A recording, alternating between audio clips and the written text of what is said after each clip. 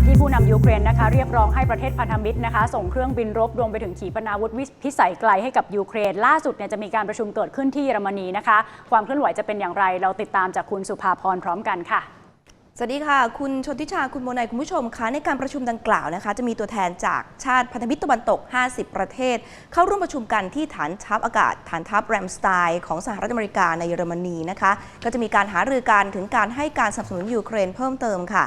ซึ่งความเคลื่อนไหวดังกล่าวมีขึ้นหลังจากที่นายเยนสโตเทนเบิร์กเลขาธิการนาโต้ได้ไปเยือนยูเครนเป็นครั้งแรกนะคะตั้งแต่ที่รัสเซียเปิดปฏิบัติการทางทหารพิเศษในยูเครน14เดือนที่ผ่านมานะคะซึ่งไปเยือนที่กรุงเคียฟค่ะและโอกาสนี้นะคะประธานาธิบดีวลาดิเมียร์ เซเลนสกี้ผู้นำยูเครนก็เลยถือโอกาสนี้กดดันนาโต้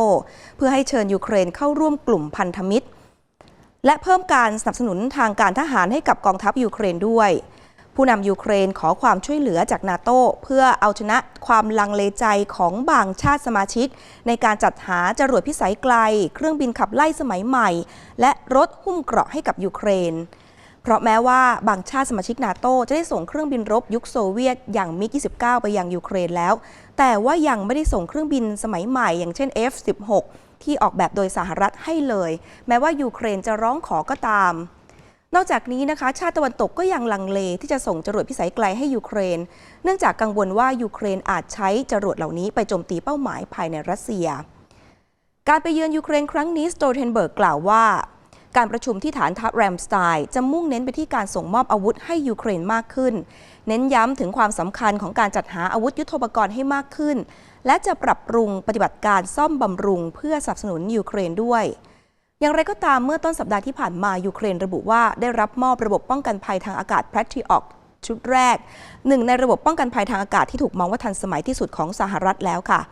นอกจากนี้นะคะเยอรมนียังส่งมอบแบตเตอรี่สำหรับระบบป้องกันภัยทางอากาศ Patriot ให้กับยูเครนเช่นเดียวกับระบบขีปนาวุธต่อต้านอากาศ IRIS-T ที่สัญญาเอาไว้ด้วยชุดอุปกรณ์ดังกล่าวก็เป็นหนึ่งในกุญแจสำคัญที่ยูเครนร้องขอจากพันธมิตรตะวันตกโดยหวังว่าจะป้องกันตนเองจากการโจมตีด้วยขีปนาวุธของรัสเซียได้รวมทั้งสามารถโต้กลับการรุกรานจากรัสเซียด้วยนะคะด้านสำนักข่าว AFP รายงานว่าในภูมิภาคลูฮันสก์ทางตะวันออกของยูเครนพบเห็นทหารกลุ่มหนึ่งใช้ปืนใหญ่ที่ได้รับมอบมาจากอังกฤษด้วยค่ะนอกจากนี้นะคะเลขาธิการนาโต้ยังระบุว่านาโต้จะทำให้แน่ใจว่ายูเครนมีชัยเหนือรัสเซียและจะยืนหยัดร่วมกับยูเครนในวันนี้พรุ่งนี้และตราบเท่าที่สงครามยังดำเนินต่อไปขณะที่ยูเครนระบุว่าการรุกรานของรัสเซียทำให้ยูเครนต้องการเข้าร่วมเป็นพันธมิตรนาโต้เป็นพิเศษนะคะและแสดงความไม่พอใจที่ชาติตะวันตกไม่ให้การรับประกันหรือว่ากำหนดกรอบเวลาสำหรับการเข้าเป็นสมาชิกยูเครนที่ยูเครนจะเข้าเป็นสมาชิกนาโต้ที่ชัดเจนเสียทีค่ะผู้นำยูเครนกล่าวในการประชุมสุดยอดนาโต้ในเดือนกล่าวว่าการประชุมสุดยอดนาโต้ในเดือนกรกฎาคมนี้อาจจะกลายเป็นประวัติศาสตร์หากว่ายูเครนได้รับคำเชิญให้เข้าร่วมอย่างเป็นทางการนะคะชี้ว่าถึงเวลาแล้วที่นาโต้ต้องตัดสินใจอย่างเหมาะสมระบุด้วยว่าประชาชนส่วนใหญ่ของชาติสมาชิกนาโต้แล้วก็ชาวยูเครนส่วนใหญ่เองสนับสนุนการที่ยูเครนจะเข้าร่วมเป็นสมาชิกนาโต้ค่ะด้านเลขาธิการนาโต้ระบุว่าไม่ได้คาดหวังการเป็นสมาชิกของยูเครนในทันทีแต่กล่าวว่าหัวข้อนี้จะอยู่ในวาระการประชุมสูงสุดของการประชุมสุดยอดในเดือนกรกฎาคมที่เมืองวิลนิอุสประเทศลิทัวเนียค่ะ